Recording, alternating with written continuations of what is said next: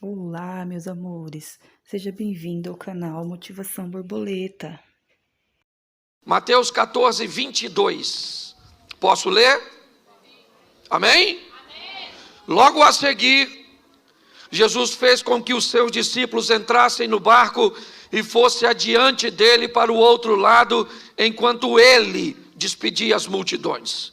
Tendo despedido as multidões, ele subiu ao monte a fim de orar sozinho, e ao cair da tarde lá estava ele só. Entretanto o barco já estava longe, a uma distância da terra, açoitado pelas ondas, porque o vento era contrário.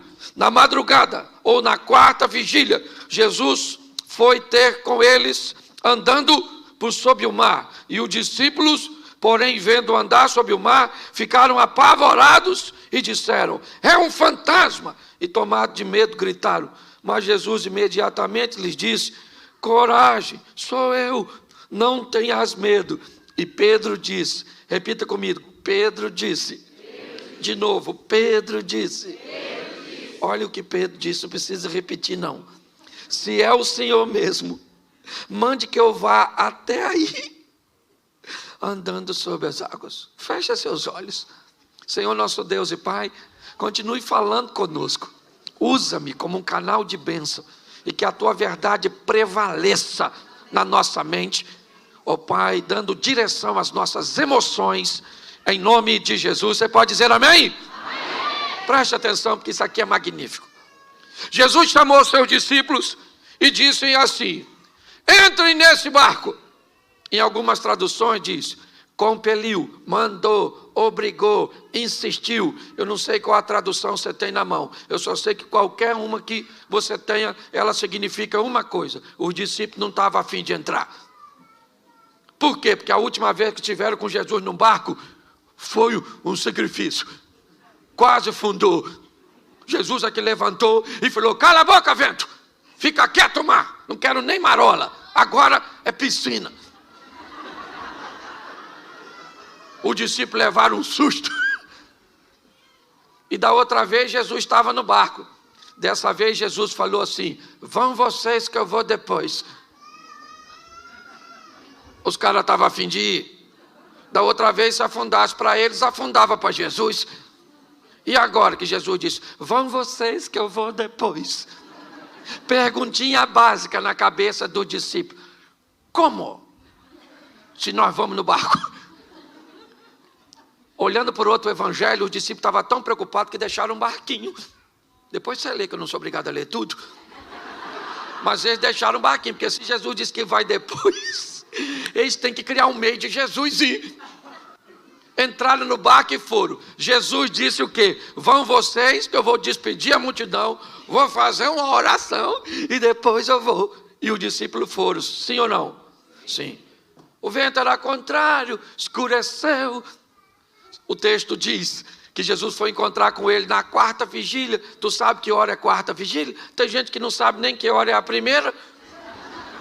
Bom, vamos lá. A primeira vigília começa às 18 horas. De 18 a 21, primeira vigília. Jesus foi? Então até às 9 da noite Jesus não chegou. Certo? De 9 à meia-noite, a segunda vigília. Jesus chegou. O vento contrário. De meia-noite às 3 da manhã. Jesus chegou.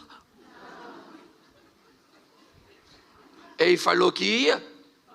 Pois é, há quanto tempo você está escutando que Jesus falou que está vindo? E aí parece que está demorando, né? Pois é, mas fica pronto, porque ele falou que vai vir, ele vem. Tem gente que quer saber se é milenista, pós-milenista, pré-milenista. Segundo a informação que eu recebi, é o seguinte: eu vou voltar, arrumo as malas e fica pronto. Se é antes, durante, depois, isso não é importante, fica prontinho, porque a hora que cantou, a gente rapa fora. E quem ficar resolve com... Cuidado que você pode estar rindo de você, eu não. Escute só. Olha só. 3 horas da manhã vai mudar de terceira para quarta E aí começa, aí a partir das 6, hora a primeira, hora a segunda, hora a terceira, aquela coisa, certo? 3 horas da manhã, os discípulos estão cansadérrimos, apavorados. Mateus era cobrador de impostos, não sei nem se ele sabia nadar. Aquela tribulação dentro do barco, todo mundo com medo. Quem é que aparece andando em cima d'água? Jesus. Podia ter avisado como é que ia. De repente os caras estão com medo, cansados, 3 horas da manhã, e ele não vem mais. Eu imagino uma revolta. Vem Jesus andando em cima d'água. Tu acredita nisso? Literalmente tirando onda. Vem ele andando sobre. Quando os discípulos viram isso, começaram a gritar: olha lá um fantasma, socorro! Não tinha mulher não, era só homem. E eles começaram a gritar de medo: fantasma, fantasma. Eu imagino Jesus lá fora. Eu não falei que vinha? Para que essa gritaria? Ninguém correu. Ninguém dos discípulos saiu correndo. Por quê? Porque não tem para onde correr, filho. Nessa vida ou você enfrenta, ou você enfrenta para ganhar, ou você enfrenta para... Mas você é obrigado a enfrentar. Por isso Jesus disse: eu vou estar com você nessa peleja, para que você enfrente e saia vitorioso. Quando todo mundo começou a gritar, Jesus gritou lá de fora: calma, gente, sou eu, fantasma não. Aí deu aquele silêncio, todo mundo ficou olhando, estava meio escuro, amedrontado, visibilidade baixa. Pedro olhou e falou: aí, é o senhor mesmo? Se é o senhor, manda eu ir aí. Pensa no silêncio. Como assim, Pedro? Tem um cara andando em cima d'água. Ninguém sabe ainda direito quem é. Ele olhou e disse que é Jesus, mas ninguém tem certeza disso. Preste atenção nisso, porque é muito interessante.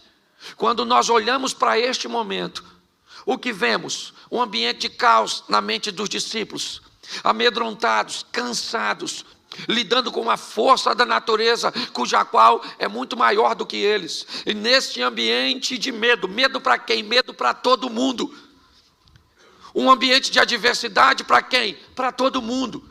Nesse ambiente, 12 discípulos, eles têm a oportunidade de viver os mesmos medos, de enfrentar o mesmo adversário, de lidar com o mesmo problema. E nesse ambiente, um dos discípulos de Jesus se levanta, controla seu medo e diz: se é o Senhor, me manda andar sobre as águas e onde o Senhor está.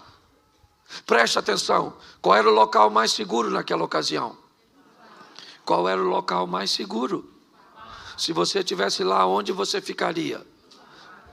Pois é, gente. Nós queremos viver o sensacional, o extraordinário. Nós queremos ver o agir de Deus, mas queremos fazer o que todo mundo está fazendo, que é ficar no barco. Está na hora de sairmos do barco e protagonizarmos nossa própria história. Está na hora de pararmos de sermos meros narradores de milagres alheios e trazer um ambiente de milagres para a nossa casa, para a nossa vida, para a nossa família, para nosso casamento, para nossos filhos, para nossos negócios. Eu não tenho problema com quem conta milagre dos outros. Não, eu tenho um montão de amigos que vivem seus milagres extraordinários. Mas eu também tenho os meus. Os milagres que Deus tem feito na minha casa, nas minhas finanças, nos meus negócios, no meu ministério. É assim que funciona. Mas para que isso aconteça, está na hora de você parar de fazer o que todo mundo faz e descobrir o novo de Deus para a sua vida. Pedro falou: deixa eu ir aí. O que Jesus falou com ele? O que tinha onde Jesus estava? Nada. O que Pedro foi fazer lá? Nada. Jesus poderia falar: calma, Pedro, poxa, eu estou chegando aí. Já eu estou aí, vim aqui para quê? Jesus parou e falou, chega aí, Pedro. Pode vir. Pensa, Pedro saindo do barco. O discípulo deve ter falado o quê? Pedro bebeu? Ele não deve estar bem da cabeça. É ou não é? O que ele quer ir fazer lá fora? Bom, olha só. Pedro sai do barco? Sim ou não? Sim. E vai andar sobre? Isso. Ele vai lá, volta com Jesus. Quando Jesus entra com Pedro no barco, sabe o que os discípulos falam? Verdadeiramente, o Senhor é Filho de Deus, o poderoso. E Pedro lá deve ter falado, mas ninguém foi lá fora. Vamos imaginar um culto desse na igreja dos discípulos? Depois desse fato que nós acabamos de ler. Vamos imaginar 11 discípulos levantando no meio da reunião e dizendo, gente, gostaríamos de dar um testemunho. Esta semana nós vimos um homem andando sobre... Só que nesse mesmo culto Pedro poderia dizer, posso falar uma coisa? Só para deixar registrado. O homem que eles viram andando fui eu. Pastor, o que você quer dizer? Querido, está na hora de você fazer o que nunca fez, para viver o que nunca viveu.